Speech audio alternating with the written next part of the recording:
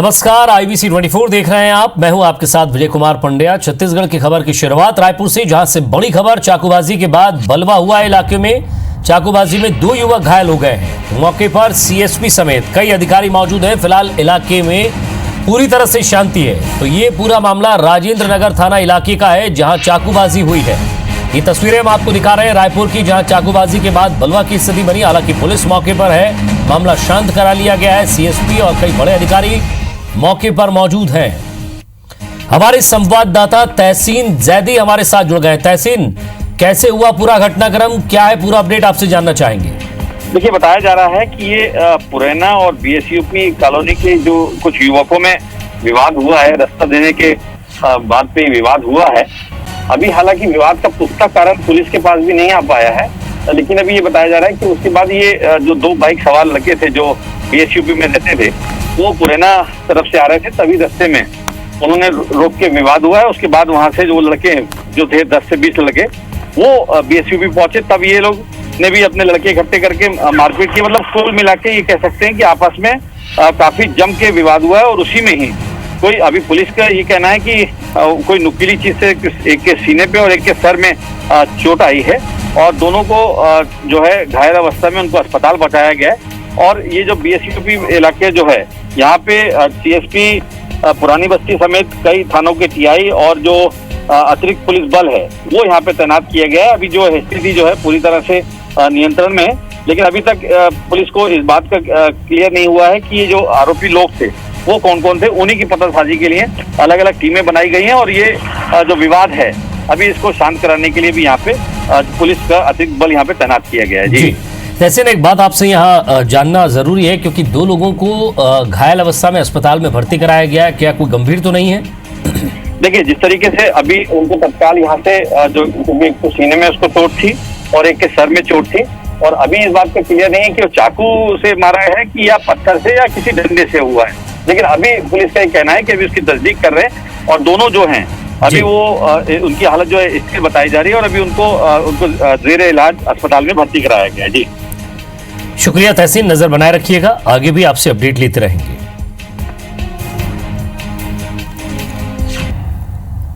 और इधर छत्तीसगढ़ में कोरोना की बात की जाए तो आज 178 कोरोना मरीज मिले हैं। रायपुर में 66, दुर्ग में 32 संक्रमित मरीज मिले, जांजगीर में 27, जशपुर में 25, रायगढ़ में 15, कोरबा में 4 पॉजिटिव मिले हैं।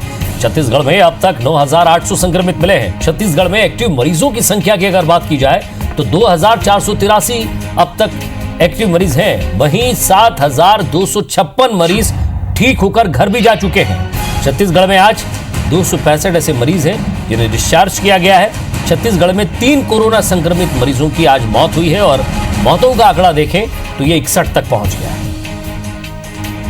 स्टार जैन हमारे संवाददाता हमारे साथ जुड़ गए। स्टार, हालांकि लगातार जांचें भी हो रही हैं, लेकिन ये आंकड़ा मौतों का बढ़ता जा रहा है। 3 मरीजों की आज मौत हुई। देखिए, यही अब चिंता का विषय है कि कोरोना मरीजों की संख्या जो बढ़ रही है, वो तो चलिए इसलिए कि हमारे यहाँ लगातार जांच भी हो रही है। लेकिन अब सबसे बड़ी समस्या ये कि मौत का जो आंकड़ा है वो लगातार बढ़ रहा है। पहले देखा गया था कि 2 दिन 3 दिन में 1 मौत हो रही थी, उसके बाद रोजाना 1, अब आज 3 मौत हुई है। और ये मामला लगातार बढ़ रहा है। 61 मौतें अब तक छत्तीसगढ़ में बात करें तो कोरोना के चलते हो चुकी है। तो यही अब बड़ी चिंता का विषय है स्वास्थ्य विभाग की कि आखिर को मतलब साफ है कि कोमोर्बिडिटी यानी दूसरे मरीज वाले जो व्यक्ति है वो कोरोना पॉजिटिव पाए जा रहे हैं और उनकी मृत्यु हो रही है। प्रशासन की यही चिंता है। आज की बात करें तो 178 नए मरीज की पहचान की गई, जिसमें राजधानी रायपुर से 66 मरीज हैं और 3 लोगों की डेथ हुई है। तो ये एक प्रकार से देखा जाए तो लगातार कोरोना का संकट है वो लगातार जारी है और इसका संक्रमण तेजी से बढ़ते ही जा रहा है। जी शुक्रिया स्टार, नजर बनाए रखिएगा, आगे भी आपसे अपडेट लेते रहेंगे। तो छत्तीसगढ़ में 178 नए कोरोना मरीज और रायपुर की बात की जाए तो 66 मरीज आज मिले हैं। राजधानी रायपुर समेत छत्तीसगढ़ के कई बड़े शहरों में 23 जुलाई से लॉकडाउन लागू है। राजधानी रायपुर में इस लॉकडाउन को लागू हुए 11 दिन बीत चुके हैं, लेकिन कोरोना संक्रमण की जिस रफ्तार को थामने के लिए इस लॉकडाउन को लागू किया गया था, शुरुआत में वो साकार होती नहीं दिखी। हालांकि अब यह रफ्तार जरूर कम होती दिख रही है, लेकिन आज भी आने वाले नए केस लॉकडाउन से पहले आने वाले केस ज्यादा हैं।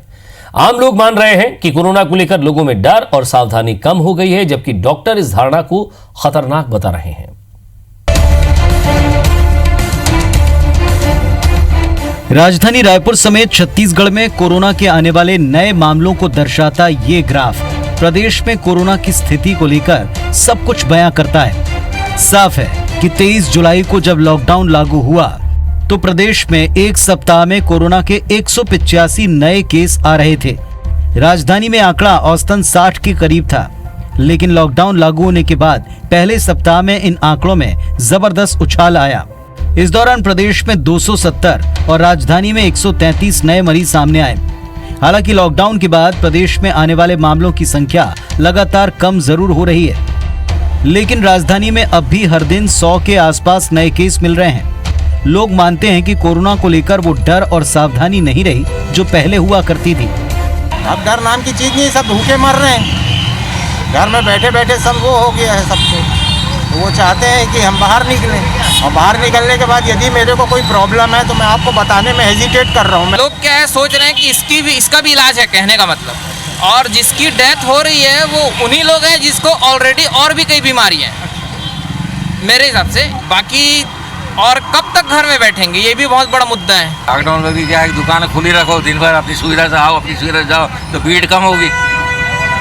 सीधी बात है, गलत कर रहे हैं। 6 से 10 तक खोलेंगे करके, टोटली गलत है। अकेले राजधानी में 15 जुलाई से 22 जुलाई के बीच हर दिन औसतन 6 से 7 लोगों की जान गई है, लेकिन लॉकडाउन के बाद 23 जुलाई से अब तक हर दिन औसतन 19 लोगों की जान गई, जिसमें कोरोना के साथ कोमॉर्बिडिटी वाले मरीज शामिल हैं। राजधानी के विशेषज्ञ डॉक्टर मानते हैं कि कोरोना संक्रमण की स्थिति और गंभीर होने वाली है, और जब तक लोग खुद जागरूक होकर मास्क, साफ सफाई और सोशल डिस्टेंसिंग के नियम को नहीं मानते, तब तक संक्रमण की चेन को तोड़ पाना मुमकिन नहीं होगा। छत्तीसगढ़ में कोरोना संक्रमण केवल सामाजिक दबाव के कारण या सहयोग के कारण रुका है। नंबर ऑफ केसेस बहुत कम है, लेकिन लगता है हमें अभी बहुत दूरी तय करनी है। इसका बहुत कड़ाई और सख्त अनुशासन से पालन करना होगा। हर तरह की स्टडी बताती है कि प्रदेश में कोरोना संक्रमण की स्थिति और गंभीर होने वाली है। नए मरीज के साथ साथ मौत के बढ़ते आंकड़े भी यही जता रहे हैं। ऐसे में पहले से कहीं ज्यादा सावधानी बरतने की आवश्यकता है। राजेश राज, IBC 24, रायपुर। और इधर छत्तीसगढ़ में जहां कोरोना के केस लगातार बढ़ रहे हैं, वहीं रायगढ़ से राहत भरी खबर है। पिछले कुछ दिनों से रायगढ़ में कोरोना के केस में लगातार कमी आ रही है, इसलिए प्रशासन ने ग्राम पंचायत स्तर के क्वारंटाइन सेंटर बंद करने का निर्णय लिया है। अब सिर्फ ब्लॉक मुख्यालय पर क्वारंटाइन सेंटर होगा, बाहर से आए लोगों को वहीं रखा जाएगा। आपको बता दें कि रायगढ़ में अब तक 223 मरीज पॉजिटिव पाए गए हैं, और इस जून महीने में 6454 सैंपल में 1.64% मरीज पॉजिटिव पाए गए थे। वहीं जुलाई महीने में 9223 सैंपल में सिर्फ 1.03% कोरोना पॉजिटिव मरीज मिले थे। हमारी स्थिति ठीक है। अपनी तरफ से हम पूरी कोशिश कर रहे हैं। उद्योगों में लोग आ रहे हैं काम करने के लिए, उनसे अभी ज़्यादा फैलने की संभावना है। उसके लिए हमने उद्योगों को बोला कि बाहर से कम लोग आएँ फिलहाल 1 महीने के लिए, ताकि ये ना फैले। और यदि आते भी हैं तो प्रॉपर सूचना दें, किसी कारण आते हैं तो वो परमिशन लेके ही आएँ और क्वारंटीन रहें 14 दिन, उसके बाद ही काम करें। अयोध्या में राम मंदिर निर्माण के भूमि पूजन के अवसर पर छत्तीसगढ़ में बीजेपी युवा मोर्चा के कार्यकर्ता घर घर भगवा लहराएंगे, साथ ही राम मंदिरों में दीप जलाकर आतिशबाजी करेंगे। मंगलवार से प्रदेश भर में उत्सव शुरू हो जाएगा। बीजेपी प्रदेश प्रवक्ता सच्चिदानंद उपासने ने बताया कि प्रदेश नहीं, देश भर में उत्सव मनाने की तैयारी है। इधर कांग्रेस विधायक विकास उपाध्याय ने कहा कि पूर्व PM राजीव गांधी ने राम राज की कल्पना के साथ अयोध्या में राम मंदिर के द्वार खुलवाया था, और राम मंदिर सभी देशवासियों की आस्था का प्रतीक है। वे खुद उत्सव की तैयारी कर रहे हैं। इस पर बीजेपी विधायक बृजमोहन अग्रवाल ने कहा कि राम सेतु का अस्तित्व नहीं स्वीकारने वाली कांग्रेस आज राम राम कर रही है। कांग्रेस के पुरखों का भी सपना पूरा हो रहा है, इसलिए कांग्रेसियों को भी मिलकर उत्सव मनाना चाहिए। युवा मोर्चा छत्तीसगढ़ ने ये अपनी बैठक में यह निर्णय लिया है कि 4 तारीख को सुबह 8 बजे से 11 बजे तक अपने घरों में भगवा ध्वज लगाना। 5 तारीख की सुबह 11:30 बजे से 1 बजे के बीच में भगवान श्री रामचंद्र जी की आरती घर में, मंदिर में, चौक चौराहे पर जहाँ जैसा संभव हो सके सबको करना है। हमारे धार्मिक आस्था के प्रतीक है राम भगवान, और हम सब लोग वो हर्षोल्लास पूरा देश मना रहा है। कोई पर्टिकुलर कोई व्यक्तिगत पार्टी का मामला नहीं है, हम तो दिया बांट रहे हैं। रामेश्वरम में राम सेतु के अस्तित्व को स्वीकार करने को तैयार नहीं है। आज उस कांग्रेस पार्टी इस बात को स्वीकार करना पड़ रहा है कि अयोध्या में राम मंदिर का निर्माण जो हो रहा है उसका स्वागत करने को मजबूर होना पड़ रहा है। तो एक अच्छी बात है कि अब कांग्रेस के लोग भी राम राम बोल रहे हैं। अयोध्या में राम मंदिर की शिलान्यास को लेकर प्रदेश में भी उत्सव की तैयारी शुरू हो गई। नेता प्रतिपक्ष धर्मलाल कौशिक ने प्रदेशवासियों से अपील करते हुए कहा है कि अयोध्या में श्री राम मंदिर का शिलान्यास प्रदेश के लिए गौरव और सौभाग्य की बात है। छत्तीसगढ़ माता कौशल्या की जन्मस्थली है और भगवान श्री राम का ननिहाल है। यहां श्री राम का वनधाम है। ऐसे में जिस तरह दीपावली में दीप जलाकर श्री राम के अयोध्या आगमन का स्वागत किया गया, उसी तरह मंदिर निर्माण के शिलान्यास पर भी 5 अगस्त को प्रदेश में हर घर दीपक जलाकर हनुमान चालीसा और सुंदरकांड का पाठ कर मंदिर निर्माण का प्रत्यक्ष साक्षी बनने की अपील उन्होंने की है। कौशिक ने कहा कि वर्षों बाद करोड़ों लोगों का सपना साकार होने जा रहा है, जिसे पीएम मोदी साकार कर रहे हैं। ऐसे समय में मंदिर का शिलान्यास होना हम सब छत्तीसगढ़ वासियों के लिए भी सौभाग्य का विषय है।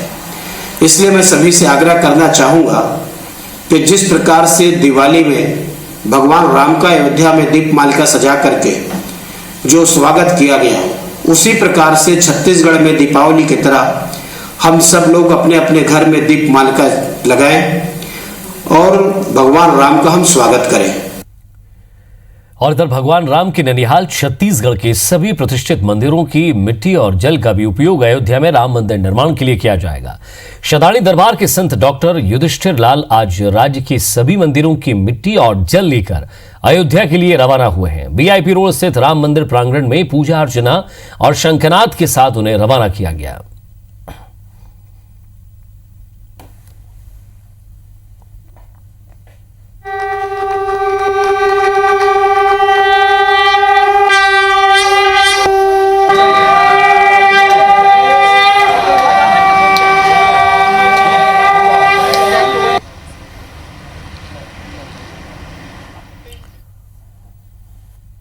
और इधर छत्तीसगढ़ में इस साल राखी के साथ राजनीति भी चल रही है। कुछ दिन पहले बीजेपी के राष्ट्रीय महासचिव सरोज पांडे ने सीएम भूपेश बघेल को राखी भेजी थी।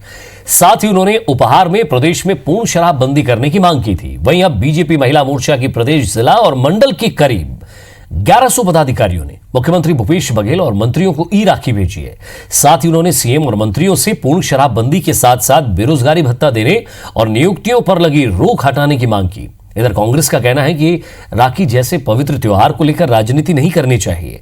हमने शराबबंदी का वादा किया और हम उसे जरूर निभाएंगे। छत्तीसगढ़ में आपने जो चुनाव पूर्व वादे किए थे पूर्ण रूप से शराबबंदी करने का, ये आप शराबबंदी करने का जो आप वादा किए हैं उसे पूरा करें। राखी का पर्व का जो आप मान रखेंगे और बहनों को सम्मान देने का काम करेंगे। धन्यवाद। रक्षाबंधन कितना पवित्र त्योहार है हमारा, भाई बहन के बीच का ये त्योहार है जिसमें केवल शुचिता पवित्रता रहती है। उसको ये राजनीति से जोड़ने का काम कर रहे हैं। हिंदू धर्म के प्रत्येक त्योहार को ये राजनीति से जोड़ने का जो प्रयास करते हैं ये घोर निंदनीय है। नक्सलियों के शहीदी सप्ताह के अंतिम दिन भी दंतेवाड़ा पुलिस को एक बड़ी कामयाबी मिली है। किरंदुल थाना क्षेत्र के हिरौली पीरनार रोड से पुलिस ने 10 किलो का आईडी बम बरामद किया है और इससे थोड़ी दूर पर 2-3 किलो के प्रेशर आईडी भी बरामद किए हैं। नक्सलियों ने जिस तरह से इन तीनों आईडी बम को प्लान किया था, इससे अंदाजा लगाया जा सकता है कि इनका मकसद जवानों की गाड़ी ब्लास्ट करना था। वहीं 2 प्रेशर आईडी पर पुलिस का कहना है कि अगर ब्लास्ट के बाद फायरिंग होती तो इन आईडी से जवान को नुकसान हो सकता था।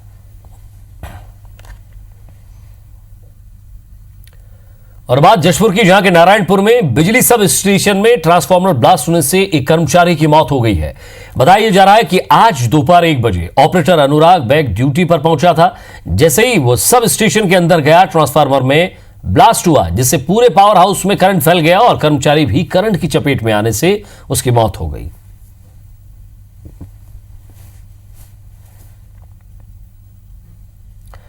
बस्तर की एयर कनेक्टिविटी को एक और झटका लगा है और इस बार कोरोना ने बस्तर की उड़ान को रोक दिया है। 5 अगस्त से शुरू हो रहे फ्लाइट को कोरोना संक्रमण की वजह से रद्द कर दिया गया है। बढ़ते संक्रमण की वजह से ऐसा अनुमान लगाया जा रहा है कि अब बस्तर वासियों को विमान सेवा का लुत्फ नए साल में ही मिल पाएगा। अधिकारियों ने बताया कि टिकट बुकिंग करा चुके यात्रियों को उनके पैसे रिफंड कर दिए जाएंगे। और इधर रायगढ़ जिले में रक्षाबंधन के अवसर पर एक अनूठे अभियान की शुरुआत की गई है। एक रक्षा सूत्र मास्क के नाम से चलाए गए इस अभियान के तहत जिला पुलिस ने रक्षाबंधन पर जिले भर में 12.5 लाख मास्क बांटने का जिम्मा सौंपा है। सोशल डिस्टेंसिंग को देखते हुए चक्रधर नगर थाने में इसकी औपचारिक शुरुआत कैबिनेट मंत्री उमेश पटेल ने की। आज सुबह 10 बजे से 3 बजे तक शहर के साथ ही ग्रामीण क्षेत्रों में भी मास्क का वितरण किया गया। मंत्री उमेश पटेल ने ब्रह्मकुमारी बहनों से राखी भी बंधवाई। उन्होंने कहा कि इस अभियान का उद्देश्य लोगों को कोरोना से बचाना है।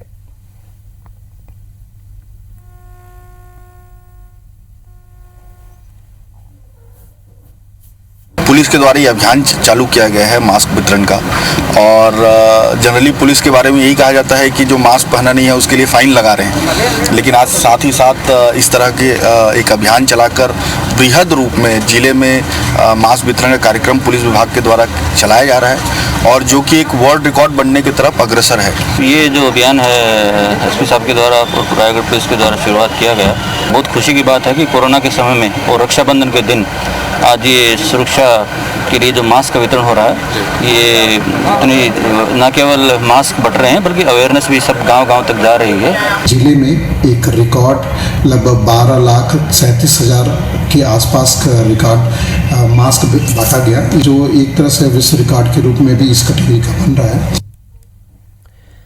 और कोरबा के विशेष कोविड अस्पताल में आज उस वक्त माहौल भावुक हो गया जब मरीजों की देखभाल करने वाली नर्सों ने हाथों में राखी और थाली से मिठाई सजाकर वो वार्ड पहुंची और वहां भर्ती करीब 44 मरीजों को राखी बांधकर मिठाई खिलाई। साथ ही इन भाइयों को जल्द स्वस्थ होने की कामना उन्होंने की है। अस्पताल में भर्ती कोरोना मरीजों को बहनों की कमी महसूस न होने दी इन नर्सों ने ये पहल की और एक भावुक पहल थी। तस्वीरें आप देख रहे हैं जहां मरीजों का कहना है कि नर्सों ने इस त्योहार को कोरोना महामारी के दौर में भी एक यादगार पल बना दिया है।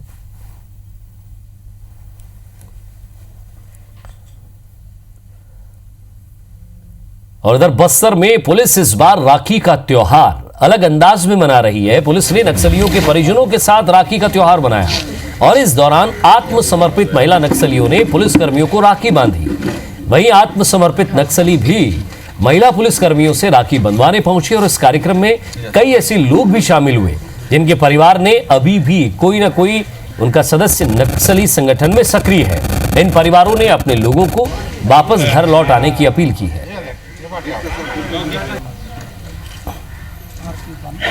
मैं गंगी का भाई हूँ। क्या है गंगी अभी? सर अभी नक्सली में है। क्या चाहते हो आप? सर मैं चाहता हूँ कि वो सुरक्षा बल में समर्पण करे। कितने साल से राखी नहीं बंधवा रहे? सर 10 साल से नहीं बंधवाया हूँ सर। बस्तर पुलिस के द्वारा जो सक्रिय नक्सली सदस्य हैं उनके परिवार के साथ में रक्षाबंधन के पर्व को मनाया जा रहा है। एक दशमी पिछले 15 वर्षों के बाद आज अपने भाई वासुदेव को राखी बांधेगी। शासन अपील करना चाह रही है कि जो लोग मार्ग भटके हुए हैं वो लोग मुख्य धारा में आए। राखी का त्योहार भाई बहन के पवित्र रिश्ते को और भी मजबूत बनाता है, लेकिन इस साल कोरोना संक्रमण की वजह से इस त्योहार पर ऐसा लग रहा है कि मानो ग्रहण लग गया हो, लेकिन कोरोना भी इस रिश्ते पर ग्रहण नहीं लगा सका। छत्तीसगढ़ के अलग अलग जिलों में रक्षाबंधन का त्योहार मनाया गया। बहनों ने सावधानी भी बरती और भाइयों को मिठाई भी खिलाई। प्रदेश भर में इस त्योहार को लेकर उत्साह बना रहा। ये हम आपको अलग अलग तस्वीरें दिखा रहे हैं।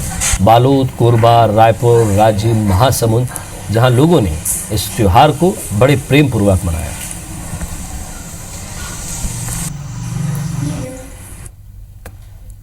और इसी के साथ फिलहाल इस बुलेटिन में इतना ही। खबरों के अपडेट्स के लिए आप देख सकते हैं IBC 24। नमस्कार।